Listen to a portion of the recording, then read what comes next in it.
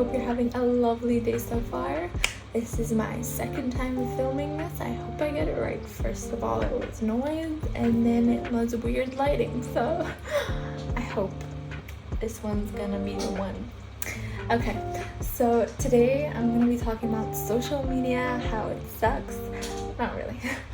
How it can suck for us, why it does bad things that people always tell us to stay away from it for, and how we can turn it into a thing and a place of healing. So social media is a bad thing for reasons like we've heard before. It causes us to be socially insecure. It causes us to feel bad about ourselves, our achievements, our goals, our dreams, and ourselves, the way we look, and how we're not doing enough.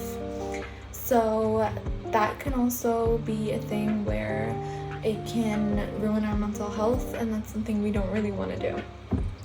It can also cause us to lose sleep. We concentrate less. We are unable to make good conversations with people like we used to before. Using emojis instead of saying how you actually feel, using abbreviations instead of saying the whole world, instead of saying the whole word. I know for me, for example, I have gotten way worse at making sentences and speaking in public, or just speaking in general. I've just been really bad with forming sentences and saying words and knowing big words and like complicated words than before, because I depend on, abbreviations, spelling things wrong to be cool and stuff like that, and that's not really what we want to be building here. Another thing that I was very confused and surprised, that I was very surprised to hear about, was it makes you worse at multitasking. I used to think that, being able to concentrate on so many different social media things and just switching from one app to the other can actually make you better at multitasking. I mean, they call it multitasking on your phone. That must make it multitasking, right? Wrong. Apparently, when you keep putting your attention on one thing, then very quickly focusing it on another thing, you are making you are unable to focus better now. So actually, multitasking is not getting better, it's deteriorating. We're getting worse at multitasking. I know that for a fact. I've seen it firsthand with myself. I was able to multitask way better. I mean, multitasking as a whole thing isn't the best thing for us, but it is a good kind of time saver, I guess, for me, when you could just focus on one thing and then the other. Now I'm not good at it at all. So that's another thing I found. And another thing that was really surprising for me is food. It can make you overeat. So I also do this. I'm guilty of this, I know. I use social media to look for recipes and things to do and food to cook.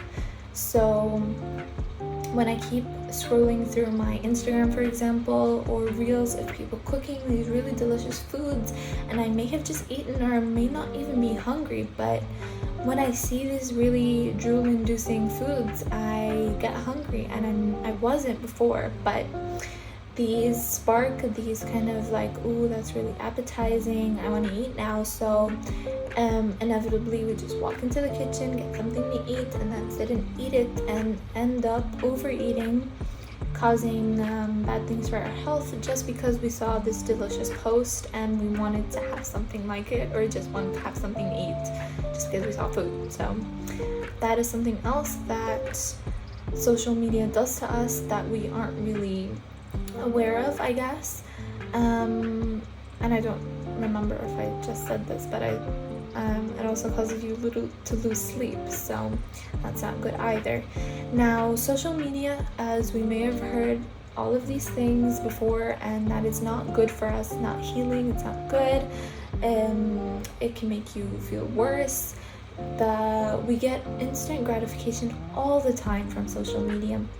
We get rewards from seeing likes on our posts, and this actually causes the reward chemicals like dopamine to just flood through us.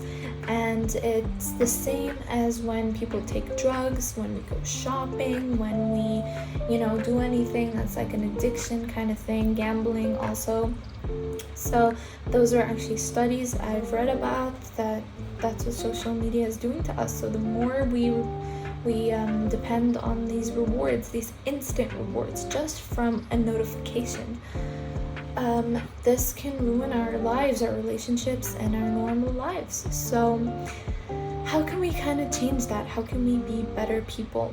So obviously the first one, and you may have heard this one before, is to just do a social media cleanse. Remove yourself from social media, leave your phone for a few days. If it's possible, just use it for phone calls if it's an emergency.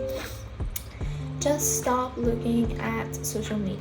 And this is very difficult, but it can be really rewarding in another way, not in an instant way that we get from infinite scrolling, but it can be rewarding in another way. So if that's very difficult, if you don't know what to do, you can also do some hobbies. You can find new hobbies, kind of know who you are outside of social media. Get to know yourself through hobbies, through fun things that make you relaxed and enjoy life outside of technology. For example, I started doing some embroidery that is really fun and satisfying, the beautiful flowers and the different colors you just get from stitching. And you can, knit, crochet, draw, paint, color, play outside, play a game with your friends. Just do anything really that makes you happy and that's not really related on other people validating you, for example. Now, when the time will come where you will want to look at social media, I know that comes to me a lot, and you don't want to keep looking at those things, those posts that make you feel sad usually. So what can you do? Something that I started doing a while back, probably like 2 years back, I guess. 2 years ago. I think even more. Who knows? Anyway, so a while back, a really long time ago, I used to have 2 separate accounts, maybe even 3. One for my personal account with my own pictures, with like where I follow my friends, celebrities, things like that. And then I had other accounts for my artwork and another one for my photography. So what I realized when social media was kind of very it was hurting me mentally. I was not happy after scrolling and finding pictures of other people living their lives, and maybe I wasn't to that extent. I felt insecure about myself. It didn't give me the rewards it used to, because when I stopped posting pictures of myself, there wasn't much rewards I was getting, only negative feelings. So what I did is that I stopped making my personal account my main account, and I started making my photography account my main account. So I didn't have people on there. I didn't follow any celebrities. I didn't follow any people that I know, like my friends or anything like that, maybe my closest of friends. But I only followed things that made me happy. I have a bunch of puppy accounts. I have a lot of travel accounts. I have a lot of photography accounts, art accounts, anything that really made me happy. Sustainability, vegan things, just anything that made me happy, that I actually, when I open my Instagram, I am happy to be there. So that is how it can be a healing place for you. Just create a separate account. It costs nothing. It will do nothing to your followers. Nothing will be affected. It will just, hopefully, it will make you feel better looking at posts and things that encourage you to be happier. Also, something I gained from doing this is that I actually get happier and feel more creative when I see people, for example, when I scroll on my reels, I find people doing pottery. So I started doing some clay work when I would see that. I start seeing people doing more embroidery, which would make me, take out my embroidery work and start working on that later. People reading, people gardening, stuff that would actually motivate me to get up and do something else. And also it can give you ideas. It can help you learn. So for example, if a post comes up about someone speaking in a different language, you can try to follow that person, trying to understand what they've been saying, but learn a new language through that. And also something that I found is very healing for me is going away from Instagram and moving on to Pinterest. So Pinterest is not a place where, for me personally, I don't find lots of people on there. I find ideas, I find creativity and things that are relaxing to look at. So obviously, to alter your algorithm to get good posts, you have to start liking a lot of things, pinning a lot of things, that if that's on Pinterest, but liking things on either of them, following more accounts that suit what you want to be seeing more on your feed. And so then when you start opening your account, you can actually be like flooded with these nice calming or creative posts that can make you feel happier about you using social media. So that is something I think is very helpful. It really has helped me. I really hope it helps any of you. And thank you so much if you stuck around this long. I think it's one of my shortest videos I've done yet. So thank you so much for listening. I really hope this may have helped just maybe even one person that's watching. I really hope that you guys maybe start implementing this. This really helped me, so I hope it can help someone else. And that's why I thought of sharing this, because I always get people saying on YouTube or whatever, social media sucks. Yeah, but what can we do? Because some people can't just up and let go of social media. You can do that cleanse, you can start doing other hobbies.